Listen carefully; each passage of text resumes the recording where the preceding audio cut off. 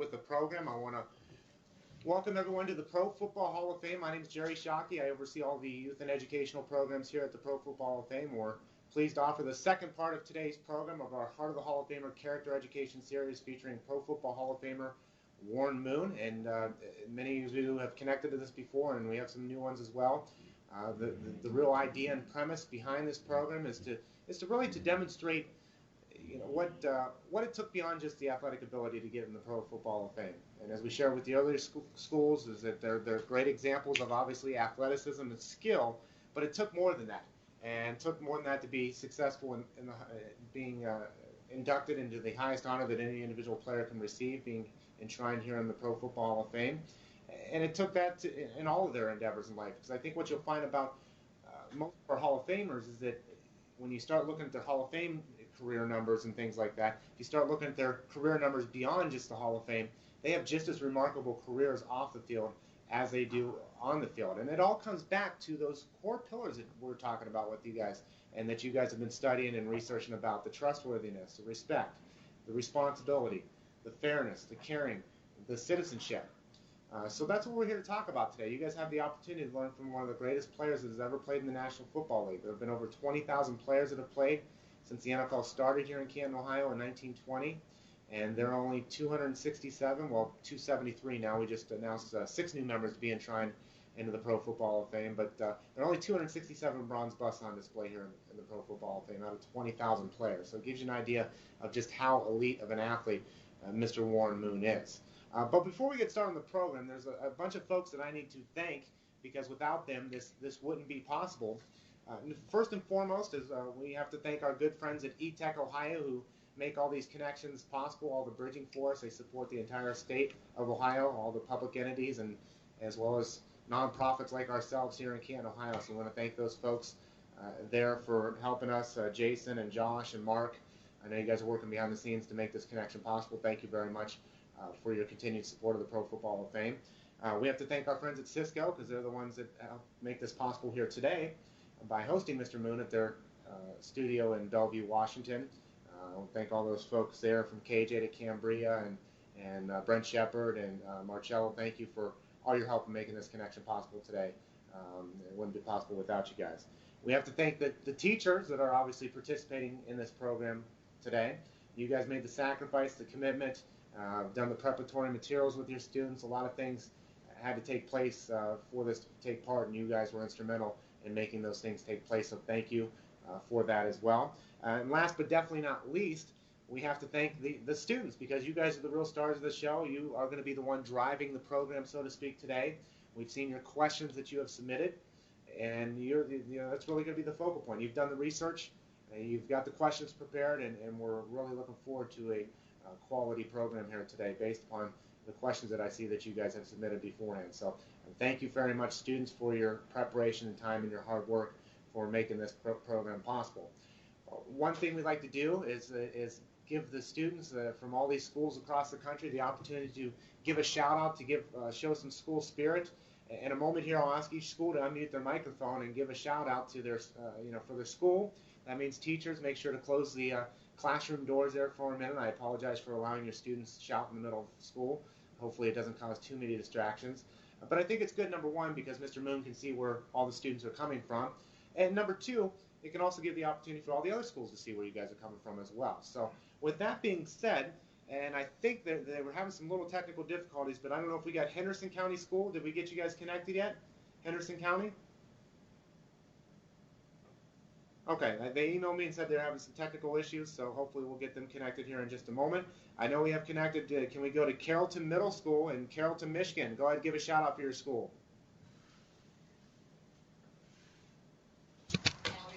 Yeah. They're there. That's pretty weak, Carrollton. You want to try that again? Let's hold on. Let's start back over. Carlton. And Carrollton Middle School. Yes! All right, that's much better. Thank you, Carrollton. Thank you very much. Now I know they'll never hold back. Indiana. Let's go to Lee Road Junior High. One, two, three. Go! Okay, thank you, Lee Road. You never disappoint me with your shout outs. Let's go to Wisconsin, Plum City.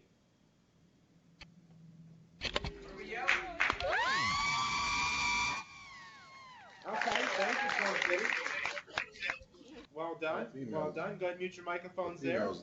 Let's go to New Jersey, Sewell, New Jersey. Let's go to Washington Township High School. We got a non-recording pack here. Go ahead and give a shout out.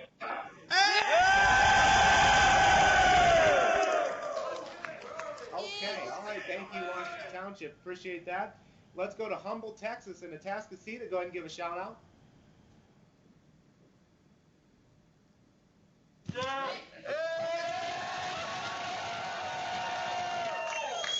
Okay, thank you, Atascocita. And last but not least, joining in as a viewer-only school, let's go to Huntsville, Alabama, and Mountain Gap Elementary. Go ahead.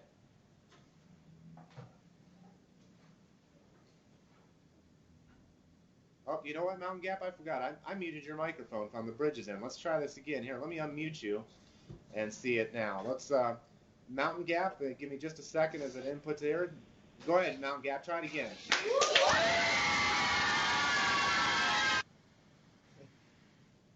Perfect. Thank you, Mountain Gap. And it sounds like you guys figured out the mute button, so good. So I won't bother muting you on the bridge anymore. So thank you very much, all the students. I appreciate that those introductions and the shout-outs that you guys gave for your schools. So we're excited for an exciting program. But let me go ahead and give you the information about our featured speaker here today. And that's Pro Football Hall of Famer from the class of 2006, Warren Moon. And there's three ways that I really like to break this down when we're introducing our Hall of Famers. Is their on-the-field achievements, their off-the-field achievements, and then it's part of their off-the-field achievements, but their charitable contributions, because I think that's really important, because that's one of the areas that our Hall of Famers really shine. They've used, whether it's been their NFL status or whether it's their Hall of Fame status, to help further a lot of the charitable organizations that they are involved with. So we really like to emphasize those too, because we have a lot of giving individuals that are enshrined in the Pro Football Hall of Fame. There's a lot of giving individuals in the National Football League as well. So with that being said, Mr. Moon began his pro career with the CFL's Edmonton Eskimos, winning 5 straight Grey Cups. He signed with the NFL's Houston Oilers back in 1984. He completed 3,988 passes for almost 50,000 yards and 291 touchdowns during his 17-season NFL career. He had 9 3,000-yard passing seasons, which at that time was third in league history. Named to 9 Pro Bowls, had 4 4,000-yard passing seasons. He was All-Pro in 1990. He was first or second team All-AFC in 1988, 89, and 1990. Now, off the field, some of his accomplishments. Moon has strongly established himself within the sports business world. With 10 years of experience as a partner at Lee Steinberg Sports and Entertainment, Moon went on to begin Sports One Marketing in 2010 with CEO David Meltzer. Moon is also the color analyst for the Seattle Seahawks and is also chairman of the marketing investment group QB Greats. In the past, Moon has worked with TNT as a basketball reporter, DirecTV, CBS's Westwood One Radio, Fox Sports, and as a specialist with the NFL for preseason games. Looking at his charitable contributions, Moon was named the NFL's Man of the Year in 1989 for his work in the community. He established the Crescent Moon Foundation also in 1989 to raise money for college academic scholarships in Seattle, Los Angeles, Houston, as well as Minneapolis, St. Paul. Moon regularly volunteers his time and expertise to a variety of charitable organizations that raise awareness and funds for communities in need. Moon generously donated $250,000 to his church, Windsor Village United Methodist, to build a new community center. After his professional football career, Moon has continued his charitable endeavors. He hosts an annual celebrity bowling tournament, which raises funds for the Urban Youth Scholarship Fund. He also co-hosts an annual celebrity golf tournament benefiting the Children's Hospital of Seattle, and is a founding member of the Field Generals, which is an African-American QB club dedicated to molding young African-American QBs into future leaders. And I made this note last time with the last group. You heard that last part, molding young African-American QBs into future leaders. Didn't say into future quarterbacks, into future leaders. So whether it's a quarterback on the field or leaders off the field, that's what they're molding them to become. Additionally, he serves as an ambassador for the NFL, promoting the game of football to young people worldwide. And he is also on our Pro Football Hall of Fame's Board of Trustees, and obviously does outreach efforts through the Pro Football Hall of Fame like here today. So before we ask Mr. Moon to share his opening remarks, I do have a quick video clip that I would like to show you guys, so you can see a little bit about his on the field. Redefined the quarterback position in more ways than one. With pinpoint passing and amazing range, Moon was the heart of a Houston team that was one to reckon with for nearly a decade. even at the age of 40, Moon was still among the NFL's best. Warren Moon erased the myth that African Americans couldn't play quarterback, making believers of us all. And if Washington all the Country doesn't schools have for a- seconds can unmute your microphones and join us in a quick round of applause for Hall of Famer Warren Moon.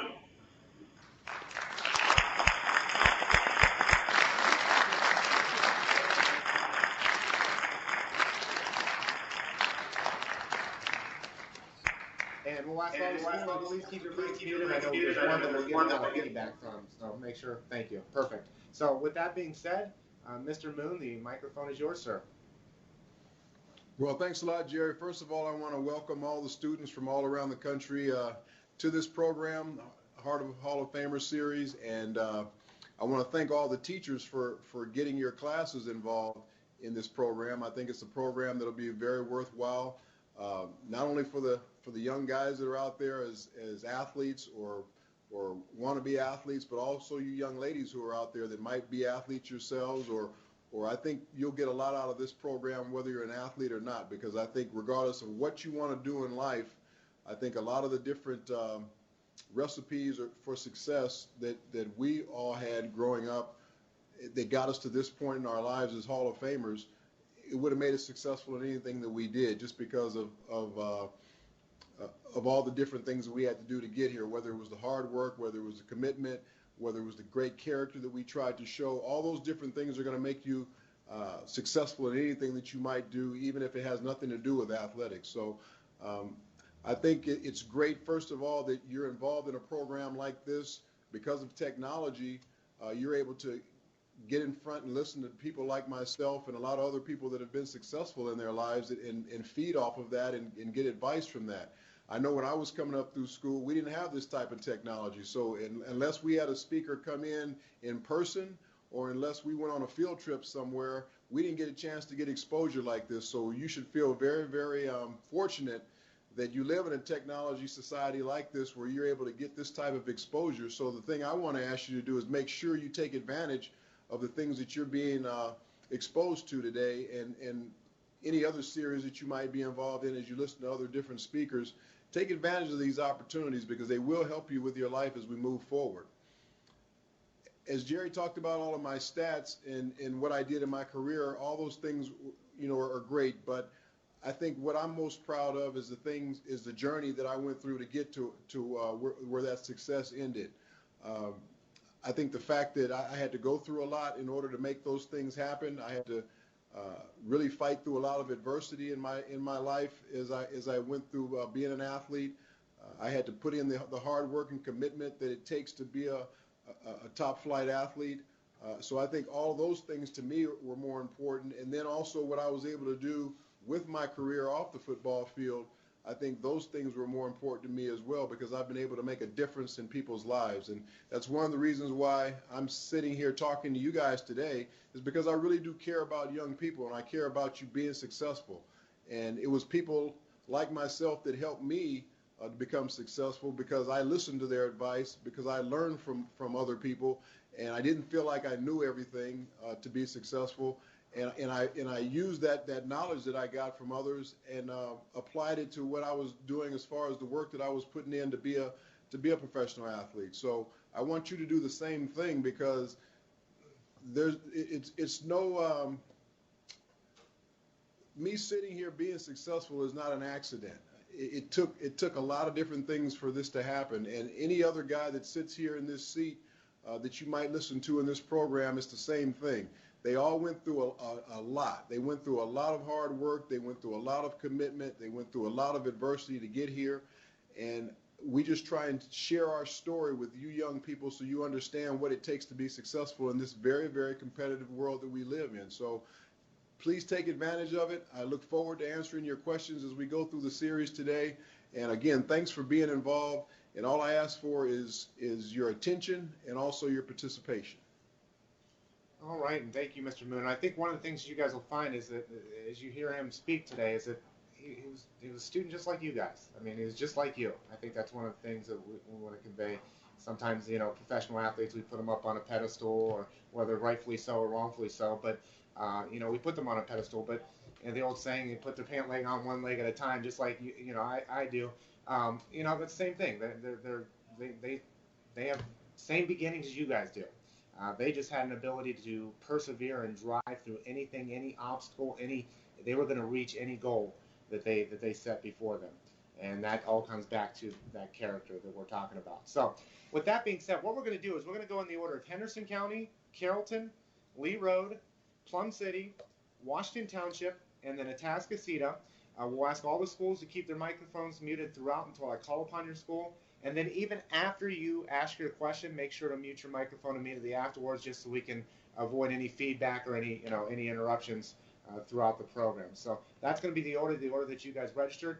But one thing I just want to encourage you guys to do is you guys think about this. You see the jersey of one of the great quarterbacks in the game today, Peyton Manning. Whether it's Peyton Manning, Eli Manning, Drew Brees, Aaron Rodgers, Cam Newton, Ben Roethlisberger, whoever you think is a great quarterback, I'm sure all those quarterbacks you think are great, they hope to be in Mr. Moon's shoes someday and be enshrined in the Pro Football Hall of Fame. They really do. And I think if they knew enough about his off the field and what he has done off the field and the type of person he is off the field, that they would aspire to be the person he is off the field as well. So you guys have one of the opportunity to ask one of the very best, not only one of the very best players, but one of these great people that are doing positive things in communities all across the country. So I encourage you to ask those questions that are thought-provoking and make them think. Make them think about what some of his responses of what obstacles he faced, or what challenges, or what advice you have for these young people. So I encourage you to ask those types of questions. So I know they were still having trouble connecting. Let's see, Henderson County, did you guys get connected? We'll start with Henderson County. Okay, I think they're still having trouble. Carrollton, Michigan, we'll go one question. We'll rotate through as many times. So go ahead, Carrollton, Michigan. Go ahead with your question. Where did you grow up? Where did you grow up at? Where did you grow up from? I grew up in Los Angeles, California. I went to elementary school, junior high school, and high school in Los Angeles, and then I went away to University of Washington in Seattle, Washington, where I am right now. That's where I went to college. So most of my grow-up years were in Los Angeles, a really big city, a big competitive city. I learned a lot about living in a city like that. It's a place that I love and I call home. My mom still lives there, and I'm actually going there to visit today after I get done with this series. But I've decided to live up here in Seattle, where I went to school, and I played football up here for a couple of years for the Seahawks, and I really enjoy living in this area. But I get the best of both worlds, because Seattle's a great place to live, and Los Angeles has great sunshine, and my family's there. So it's a great combo for me as far as being on the West Coast. Sure, yeah, great seeing here in the Midwest, huh? At least this time of the year, right? That's right. Thank you, Carrollton. Let's go to Lee Road. Let's go to Louisiana. What was one of the most difficult tasks you faced during your career?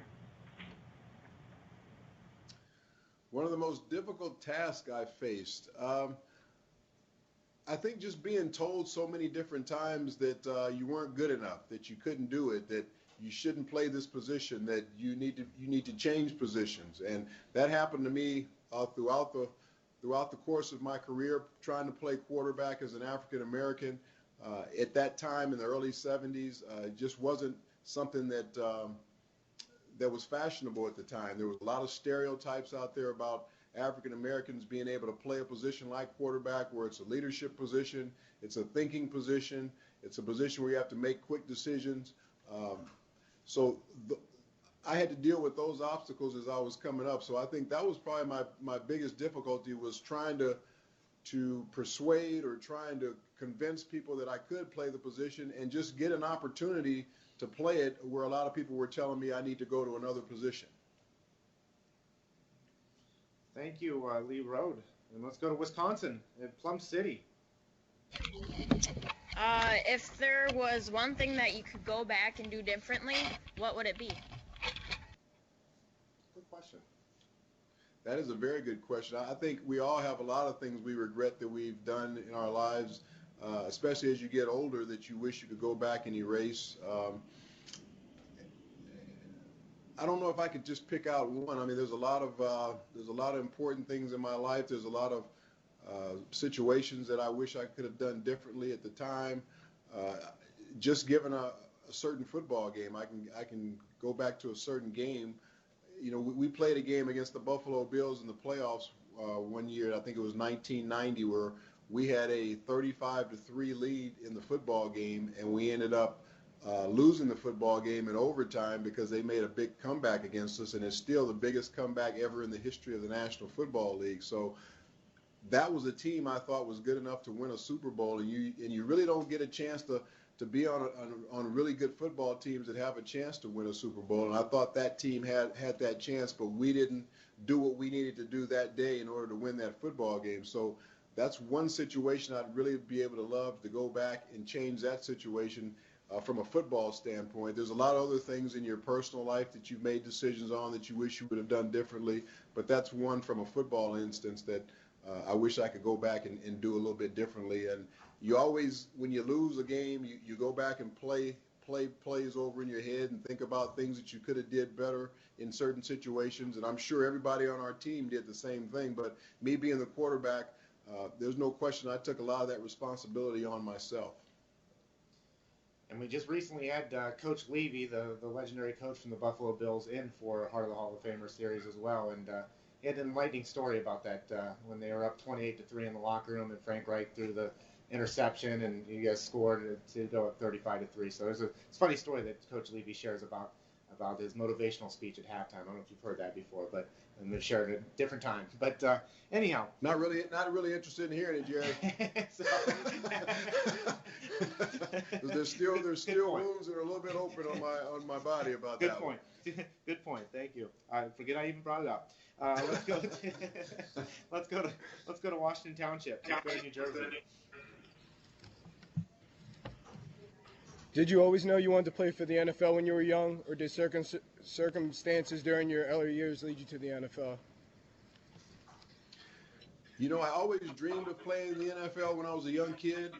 I dreamed of a lot of different things. I dreamed of playing in the NBA. I dreamed of playing Major League Baseball because I was a big-time athlete as a young kid. I played all the different sports, and I always felt like as a dream, you put yourself on television, or you put yourself in certain situations all the time with the clock running down and you're hitting the last shot, or you're hitting a home run to win the baseball game. You dream of all those different things as a young kid when you're playing sports. And there's no question I dreamed about playing in the National Football League as well. And especially as I got older into junior high school and high school, when I felt like maybe I do have the ability to go to the next level.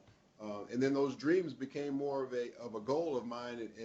And as you started working towards that goal and doing the things that it took to be a starter in high school, and then all of a sudden maybe get a chance to get a scholarship to go to college, those dreams became more goals and goals that you felt like were obtainable if you were willing to put in all the work and everything that goes along with doing that. So there's no question I had those dreams of being in the NFL.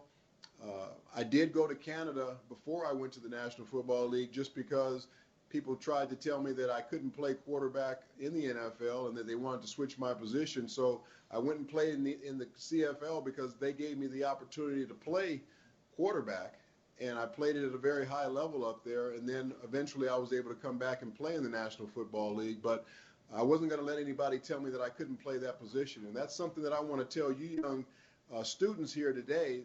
No matter what it is you want to do in life, if you're willing to put the work in, and if you have great confidence in your ability, and you're willing to take that extra step and do the extra things that it takes to be great, you can be whatever it is you want to be in this society. And that's what's so great about living in this country, is you have an opportunity to do a lot of different things where in a lot of other places you can't. So take advantage of the opportunity of where you live and how people think that you can do whatever it is you want to do, but you first have to put in the work.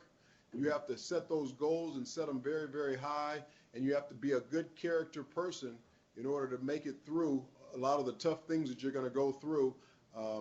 in that climb to being successful. So just understand those things, that character has a whole lot to do with you being successful in your life. Thank you, Washington Township. And let's go to Humboldt, Texas, Atascocita. Thank you, Mr. Moon, for taking time out of your day. Just want to tell you that we are next to Redstone Golf Club, and we'd like to invite you to come out and play some golf sometime, if you wouldn't mind.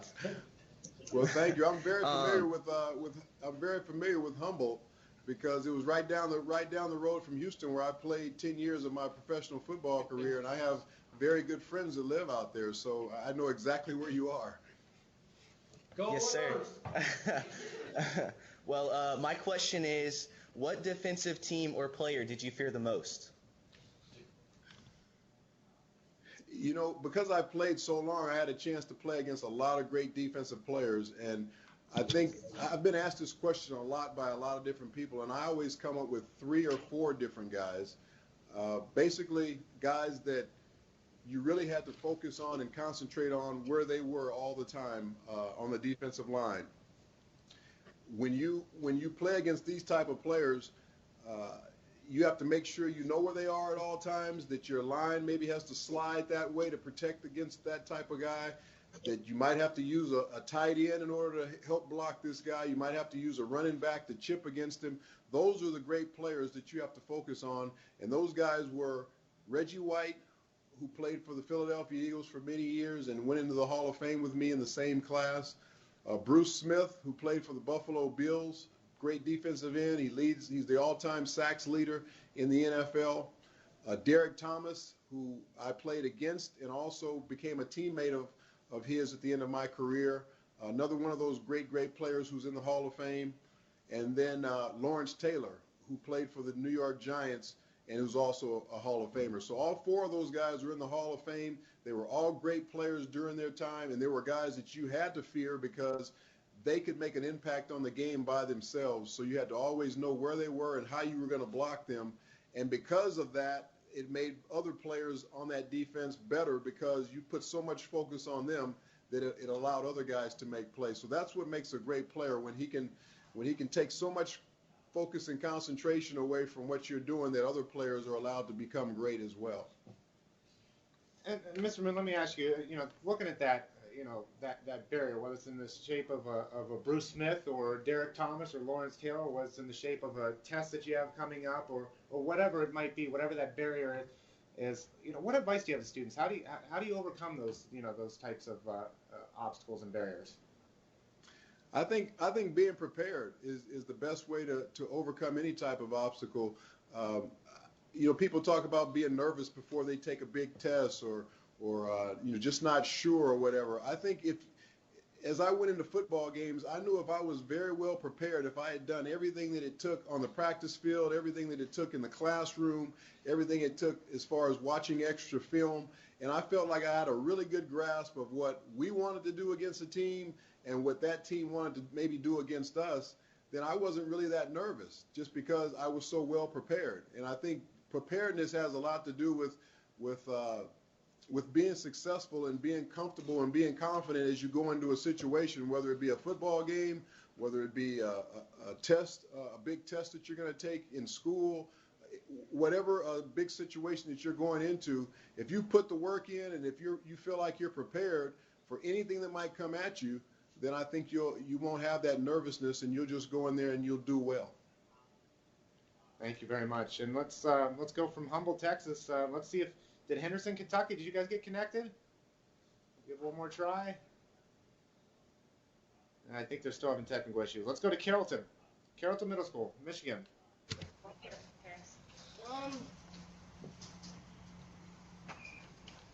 What was your biggest achievement? My biggest achievement, wow. I think I've had a lot of big achievements in my life in different aspects, but I think my biggest achievement, no question about it, in professional sports is being inducted into the Pro Football Hall of Fame, because football is something I did for 17 years, and it was my occupation. And I played with a lot of great athletes. I played with a lot of great people. And to be singled out as one of the, the top players to ever play the game, there's no higher place you can go in professional football than the Pro Football Hall of Fame. So I think that would be one of my greatest accomplishments as a football player. I think one of my most proud of awards that I ever won was the NFL Man of the Year in 1989, because it not only talks about you being a great football player, but it also talks about what you do off the field and what type of man you are and what type of person that you are. It has to do with character. It has to do with how you care about others, and it also has to do with how you performed as a football player. So that was an award I was really proud of, just because of everything that it encompassed. And it talked about me as a total man, not just an athlete. And Mr. Moon, that word's going to come up quite often, I think, today. Achievements and success. Can you define success? Because it's there's folks out there that maybe have had almost as much talent and maybe didn't quite get the breaks, and they didn't go on to a Hall of Fame career. Because Tom Brady didn't beat Peyton Manning or Eli Manning this year, does it mean that he didn't work as hard? I mean, can you define success for these students? What's your opinion of success is? I think success for everybody is a little bit different, because everybody's looking for something different, out of their lives. And for me, success is achieving at the highest of my ability, getting the most out of my ability, both mentally, physically, psychologically, and emotionally. And as long as I know that I'm giving everything that I've got, there's not much else you can do.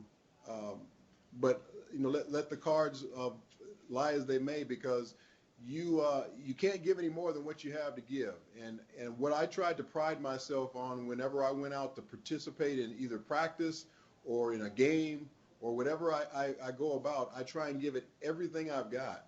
And as long as you know you've walked off that field and given everything you've got, you should have nothing to be ashamed of, and you should feel like that you were a success, whether the score tells you that or not. And I think that's so important for you students to hear, is that you're not always going to go on to win the Super Bowl. You're not always going to go on to a Hall of Fame career.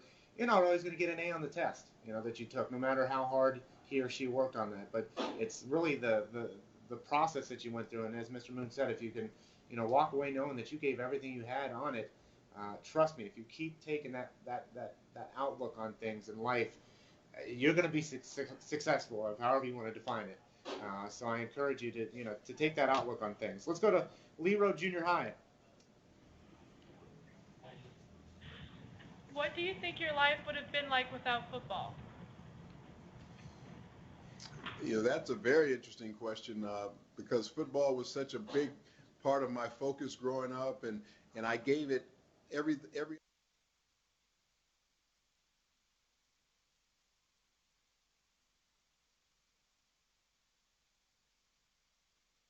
But I also thought about it at some point, giving it up, because if I wasn't going to be allowed to play quarterback, I definitely was going to school as a major in criminal justice, and I was going to eventually go to law school and become a lawyer. So that's probably what I would have become if I wouldn't have made it into football. But because I did, those things kind of went away as far as being a lawyer, or my criminal justice major went away. I ended up actually majoring in communications, and that's why I got into the broadcast business after I got out of school and got out of football, is because that's what I focused on my last few years in school. So if I wouldn't have been a football player, I probably would have been an attorney, but I'm glad it worked out the way it did. Okay, and thank you, Lee Rowe. Let's go to Plum City.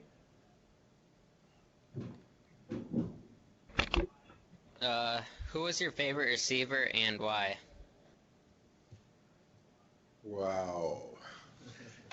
It's so hard for me to single out, certain people, because I played with so many great receivers. When you throw for as many yards as I was able to throw for and play as long as I did, you had a lot of different guys that helped make you successful.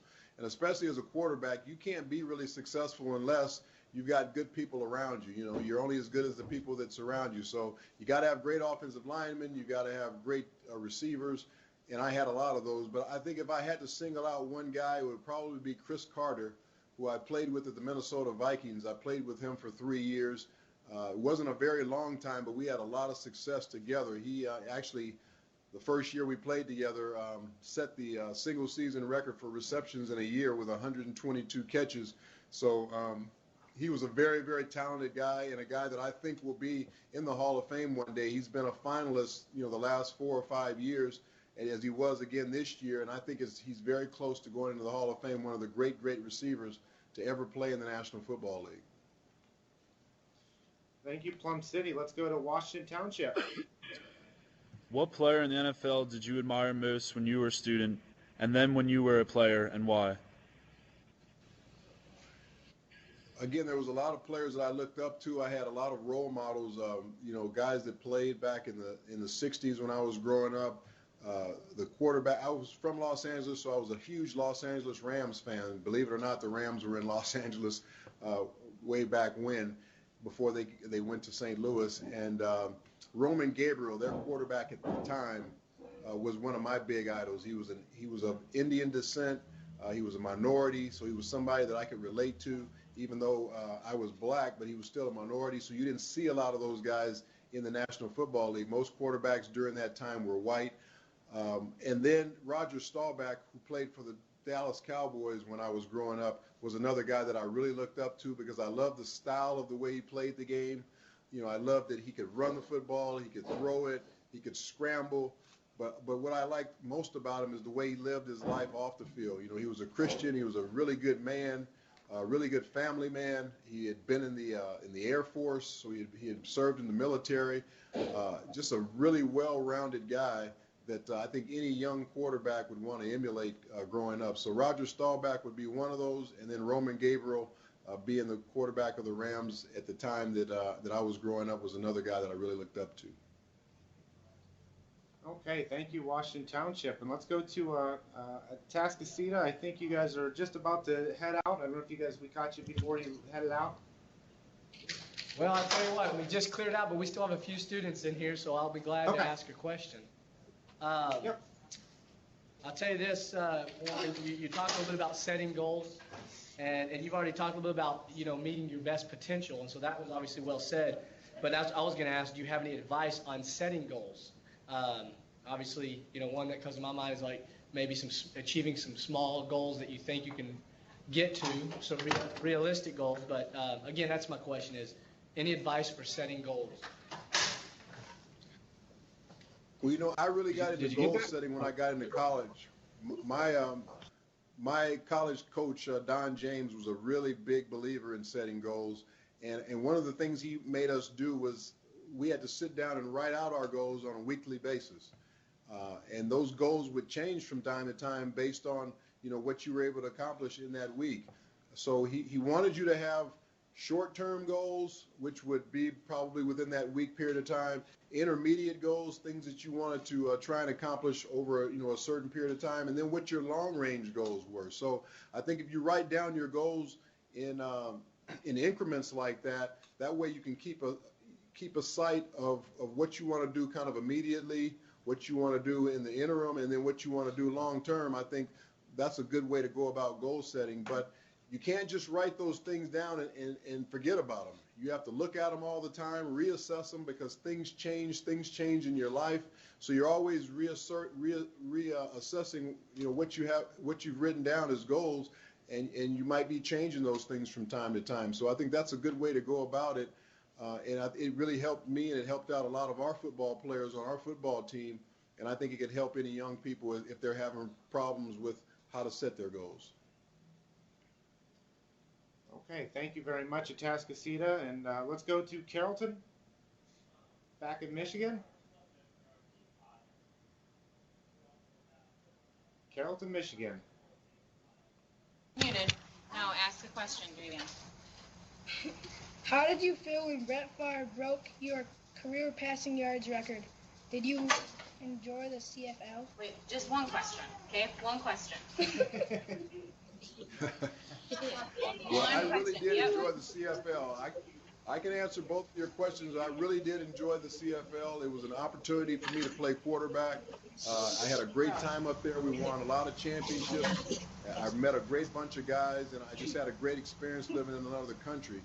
As far as Brett Favre breaking my record, records basically are made to be broken, and all you can really do while you're playing is play as best as you possibly can, and however you leave the game, that's how you leave it, because somebody might come along and overachieve the things that you've done. So you have no control over that. All I had control over is what happened while I was playing, and while I was playing, I did it at a very high level, and Brett Favre was able to do it at a little bit higher level when he played, and that's good for him. So I'm really proud of the fact that I was even in that company of people, because whenever you're considered to be one of the top 5 or top 3 or right there in those tops of any category as a player, that's something to be proud of. All right, and thank you, Carrollton. We'll remind you, Carrollton, make sure to keep your microphones muted right after you ask your question. Let's go to Louisiana, Lee Road, Covington. Did you feel pressure to play quarterback? Did you feel pressure to play quarterback? I think there's a little bit of pressure that comes with playing quarterback. I think there's pressure that comes with a lot of different things in your life. I'm sure you maybe feel pressure when you go to take a test at school, or you feel pressure, in a lot of different situations in your life.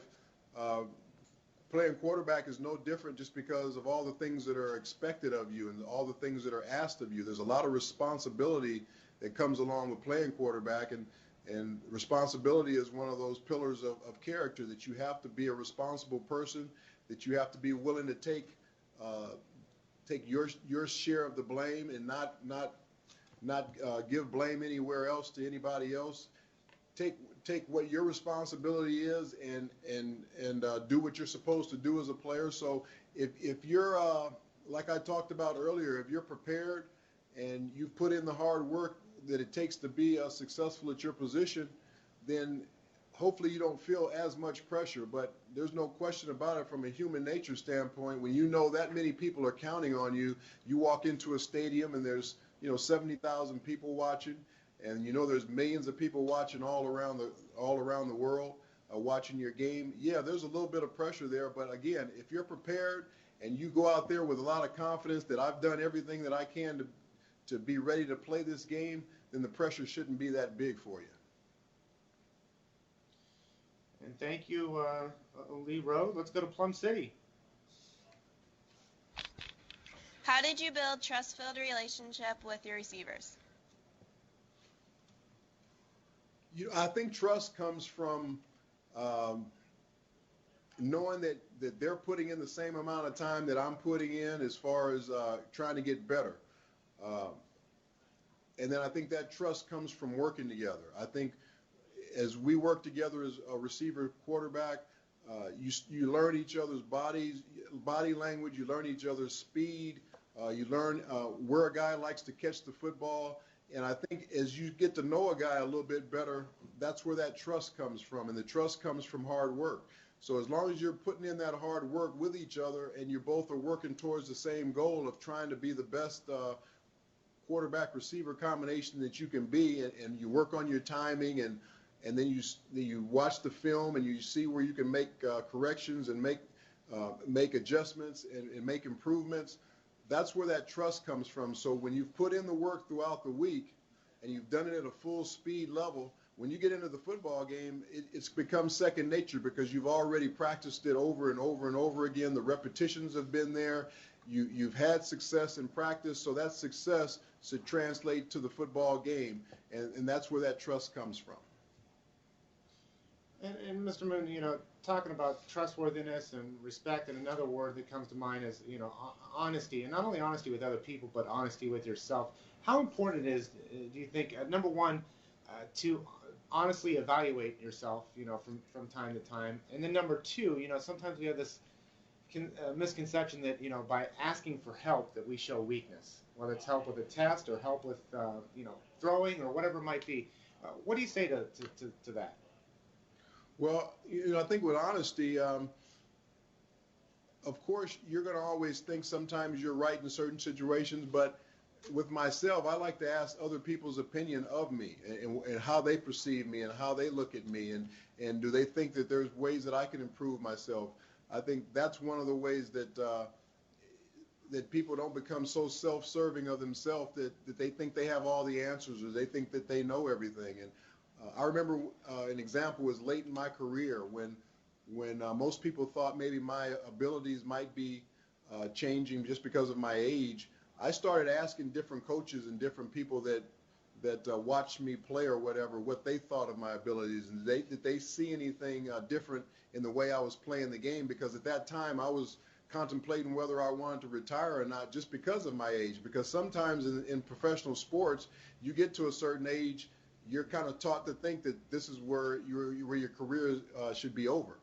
And if I didn't get those opinions from other people, who knows, I probably would have thought that, you know, I could just play forever, or who knows, I might have thought maybe it's time for me to retire, even though it wasn't time for me to retire. So I took that information in and used it along with what I thought of myself, and that's one of the reasons why I was able to play until I was 44 years old, is because I sought other people's opinion, I sought other people's advice, and I think that's something that young people need to do, and not realize that they have all the answers, or that if they do ask a question or if they do ask for help, that it shows some type of weakness in them.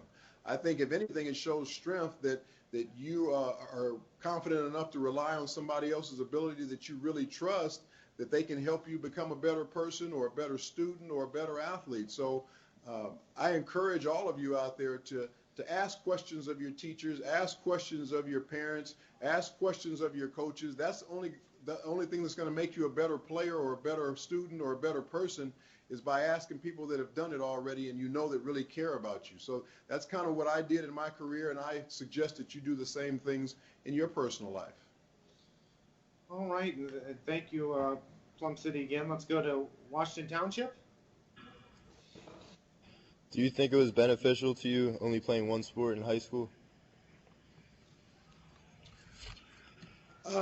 I do at this time, yeah, because of what I was able to accomplish because of that. I would say for most kids, if they have the ability or they have the time, to try and play as many sports as they can. One of the reasons why I played only one sport most of the time, especially after my junior year, was because I had to work the rest of the year. I had to get a part-time job just because of my family situation, where my mom was the only one supporting my family. So I needed to get a job in order to have that extra money for school, for clothes, for different recreation activities that I wanted to do. I needed to help her out, to take a little bit of pressure off of her. So I would work when football season was in a part-time job, and then I would go back and play football during the football season. And because I was more focused on football anyway, it wasn't that big a deal to me that I had to give up the other sports. Just because I knew football was going to be my way to get a college scholarship, and I wanted to put all my focus into that. Thank you, Washington Township. Let's go to Tascasita. Can I talk now? Yeah. Oh, would you ever be part of a coaching staff for a team full time? Like high school? Like a high school or college or pro? Probably not at this particular time in my life. You know, what I do is I work with individuals. I work with certain quarterbacks, whether they be young kids or whether they be college players. I worked with Cam Newton, who was a #1 overall pick last year before he came into the draft. I'm working a little bit with Andrew Luck this year before he comes into the draft. I've worked with Ben Roethlisberger and a lot of other guys, but not on a full-time basis. I have so many different things going on in my life, and I think you heard Jerry talk about some of the things I have going off the field, whether it's my business ventures, also my charitable projects that I have going on. So it wouldn't allow me, enough time to be a full-time coach. In coaching, I have a tremendous amount of respect for coaches because of the commitment that they put into that doesn't allow them to do a lot of other things. So if I was going to be a coach, I'd have to be all in and fully committed to being a coach on that staff. And because of all the things going on in my life right now, I just couldn't do it. But I do like being able to help different guys in different situations on a one-on-one basis if I can help them become better players. And Mr. Moon, let me ask you, you threw out some names there like Ben Roethlisberger, Andrew Luck, Cam Newton, some of these other guys that you've been able to whether help with their athletic, abilities, or whether just a mentorship or off the field. What character trait do they really show that really stands out from other people that maybe we haven't heard of? I mean, what allows them to be, the Ben Roethlisberger or the Cam Newton that's been so successful? Well, I think they're responsible guys. I think they're guys that you can count on to work each and every day. I think they're not gonna, they're not gonna slack off in their preparation. They're really driven as far as how hard they want to work. Great work ethic has a lot to do with it. I think these are guys that are very they're respectful guys. They understand that I'm somebody that's given them my time to try and help them to become better. So they're respectful of my time. They're respectful of the things that I have to tell them, and they try and use that hopefully to the best of their ability. So I think those are some big character traits that they have. But there's no question. Obviously, they're great athletes. There's no question they're highly motivated people because they wouldn't have gotten to that stage in their life if they weren't. I'm sure they had some great coaching along the way and to get to that particular point. But they're still willing to go out and ask other people for advice as well, like myself, who have done it before. And what better people can you get it from than people that have already experienced those things and been successful and have gone through some of the tough times. I think it's admirable of them to come to somebody like myself to get my advice, because a lot of times when you have guys at that stage in their life, they pretty much think they know everything. Cam Newton, who's coming off of winning a Heisman Trophy, the best player ever in college that year, winning a national championship, or Andrew Luck, an All-American quarterback, or Ben Roethlisberger, the same thing coming out of college. Some of these guys are cocky. It's so cocky that they think they know it all, but not these guys. They're willing to ask what it takes to be better because they're thriving to be the best. So they're doing whatever it is that it takes to be the best, and you gotta take your hat off to that. Thank you very much. And I think we got time. Looks like we have 8 minutes. We should be able to go through a few more questions. If Carrollton, Michigan, if you guys have a question, go ahead. If you got one more. How did you feel when you got traded to Minnesota from Tennessee? Well, actually, I got traded from Houston to Minnesota, but yeah, they did become the Tennessee Titans, so that's kind of confusing. But it was a bittersweet time for me because I had been in Houston for 10 years, had some really, really good seasons there. Our team had been close, but I also knew that football was a business, and that I was 36 years old at that time, and they had a younger quarterback behind me who they were grooming for the future for one day when I retired or started playing bad. They had to make a decision because of salary cap problems at that time, on cutting some salary at the quarterback position. So if you're the management of the Houston Oilers at that time, you're saying, okay, here's Warren Moon here, who's 36, and he's making this amount of money. And here's Cody Carlson, who's here, and he's 27, and he's making this amount of money. How much longer can Warren keep playing at 36 years old at this level? We got to get rid of one of them, so we'll get rid of the older guys. So that's basically what happened to me in that situation. Football is a business. Fortunately, I had another place that I could go to, the Minnesota Vikings. It was a team that I kind of requested that I wanted to be traded to, so it worked out well for me that way. I don't think that the Oilers made the right decision in that situation, but it was a business decision that they had to make, and football is a business ultimately, and you have to understand that as a player. And I think, something similar to that, I think the Colts are kind of going through that right now with, what to do with Peyton, how much money to give him, and do they start preparing for the future with someone that, even though someone that meant so much to their organization, the past 12, 13, 14 years or whatever he's been. It's hard to believe he's been in the league this long, but goes quick. Jerry, when I saw Joe Montana, who won 4 Super Bowls in San Francisco, get traded to the Kansas City Chiefs, I knew that football was a business because anybody is expendable. It just depends on the situation. When he got traded, I said that could happen to anybody, and there's no question it happened to me. I was coming off of 6 straight Pro Bowls and a 12-4 season, and I got traded. So football is more of a business than it is about anything else. Definitely, definitely. Let's go to Covington, Louisiana. Lee Road. Do you think the way you acted towards and treated people helped you reach your goals? What was that question again, Jerry? Did you hear that? Do you think the way that you acted and treated people helped help you achieve your goals? Oh, there's no question about it. I think the way you handle yourself, the character that you have as a person, is going to help you in so many different ways. It's going to help you as far as getting opportunities. It's going to help you as far as the way you're perceived by not only your parents but your teachers and your coaches, because they're looking for good people. They're looking for great athletes. There's no question about it. But they're also looking for good people. And if you're a really good athlete, but you're kind of a pain in the butt as a person, there's a lot of coaches that don't want to deal with you just because of that reason, and they would rather get rid of you and have a guy that's going to do what they ask him to do and know that's going to be responsible, know that's going to be on time, somebody that they know that they can trust, somebody that they know that cares about other people. That's what coaches and that's what teachers are looking for out of people. So I always tried to carry myself that way because that's the way I was raised by my mom. She always told me, treat other people the way you want to be treated and you'll never have any problems.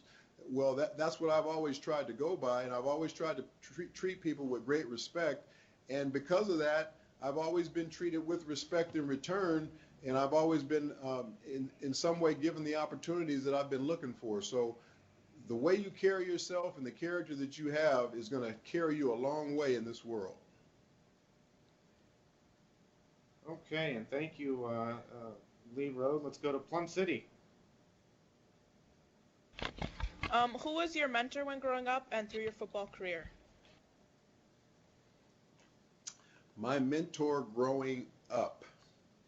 I think I had a lot of different mentors. Most of them were my coaches that I was involved with at that time in my life, whether it was the certain stages of teams that I was on, playing as a young kid. Because when I played Pop Warner football, I started at 10 years old, and then each year you went up another level. So the coaches on those teams tended to be my mentors because they were kind of like father figures to me anyway, because I didn't have a dad. My dad passed away when I was 7 years old. So my mother got me involved in sports, and one of the reasons why was to get me around more males, more men, more guys that could be like father figures and role models to me. So I had different coaches along the way. My high school coach, Jack Epstein, was a huge mentor of mine. My college football coach, Don James, was another big mentor. So a lot of different coaches in my life became mentors to me. Okay, and thank you, Plum City. And I see just a couple minutes left. So let's go to one more question. It's Washington Township in Sewell, New Jersey. The closing question of the program. Make it a good one. What was it like for you being one of the first African-American quarterbacks to be inducted into the Football Hall of Fame? It was first of all just a thrill to be inducted into the Hall of Fame, no matter what color I was. The fact that I was being considered as one of the best players to ever play a game that I loved so much as a young kid, that I was such a big fan of. And the guys that were in the Hall of Fame during the time that I was growing up, whether it was Bart Starr or Joe Namath or Roger Staubach or Gale Sayers or just Mean Joe Green. I can go on and on, all these names of guys that I used to watch on television as a young kid growing up. You look at those guys as if they were gods when you're playing the game of football. And when you go into the sport, when you go into the professional ranks, you don't think about being in the Pro Football Hall of Fame ever. All you think about is making a team and trying to make it as long a career as you possibly can. So now all of a sudden when you get to the stage where you're being considered to be a Hall of Famer, again, it's so surreal. You just don't think that opportunity is going to come because of what you know is in the Hall of Fame and what you've looked at as a kid growing up being a fan of the game. So when I got inducted as the first African American quarterback, there's no question it was a very proud moment for me, not only for the fact that I was going into this elite group of men, but now as far as my race is concerned, I think it was a huge achievement that way as well, that whenever you're the first at something, there's a historical presence that comes along with that. So I knew that was some history, and I knew that was something that was going to help another group of African American quarterbacks that were behind me kind of blaze that trail for them. So again, I was proud for a lot of different reasons, because I was the first undrafted player to be inducted into the Pro Football Hall of Fame as well, and so there was a lot of things I was very, very proud of. In the fact that I look back at the whole journey of what it took to get there. Again, that's what I talked about earlier. That's what made me more proud than anything else. That I went through a ton of different situations, a ton of adversity, and I was still able to get there and achieve the highest goal ever. So that made me even more proud. Well, Mr. Moon, is there anything, all the things we've discussed here today with these students, is there anything that maybe we didn't talk about, or anything you'd like to bring up to these students as closing remarks? I think we kind of touched on everything, but I think, this whole program is all about those 6 pillars of character. And even though we talk about my athletic achievements and the things I was able to accomplish on the football field and awards and numbers and statistics, I think it really comes down to is what kind of person you are and what type of character that you want to have as you go forward in your life and how that character is going to impact the rest of your life. And as I talk to you young people out there, I think that's going to be the most important thing that you can take with you, because I can't take any of those achievements that I have with me when I leave here. I can't take any of my trophies. I can't take any of the money that I've made.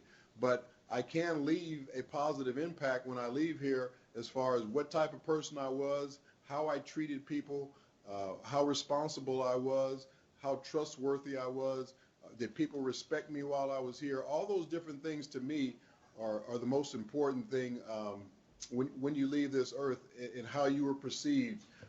Because if I was a great athlete but a bad person, that's what people are going to remember, that I was a bad person when I leave here, no matter how many touchdowns I was able to score or whatever. So I want people to remember me as a guy who cared about other people, a guy who tried to use his football status to make a difference in the communities that he lived in, and hopefully give advice to young people that will help them be successful in their lives as they struggle to try and make it through that next phase, as a lot of you young students out there are doing right now, trying to figure out who you want to be, what you want to be in life, what your goals are.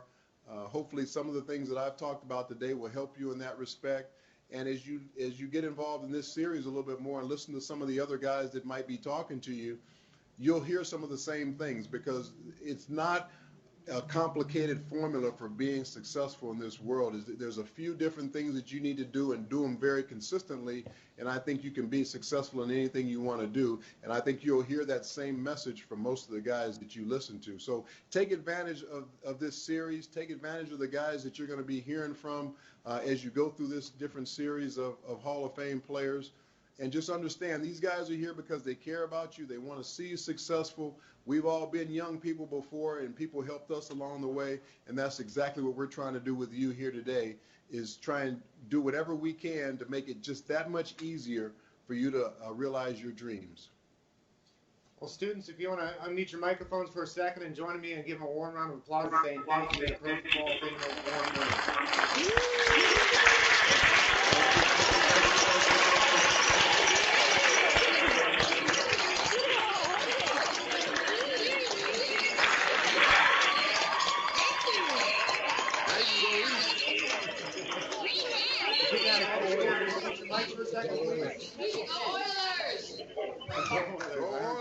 baby. We can have the students just for a second there. Mr. Moon, just What's on that? behalf of from Steve Perry, he actually came down here and watched a little bit of the broadcast. He got down here too late to say hello. It was in the middle of the program, so he didn't get to say hello, but he did come down and check up on you to see how, or I should say check up on me, I guess I should say, to make sure I'm doing my job. Well, tell Steve I said hello. I will. So just thank you for, I know you're a busy man, so thank you so much for taking time out of your day and sharing a little bit about, about your background. I think students are really going to, students, I encourage you, take these words and bury them deep inside and remember them, because here's someone that has achieved success in a lot of different elements. And I really encourage you to take heed of a lot of his advice that he shared with you today. So thank you to Mr. Moon.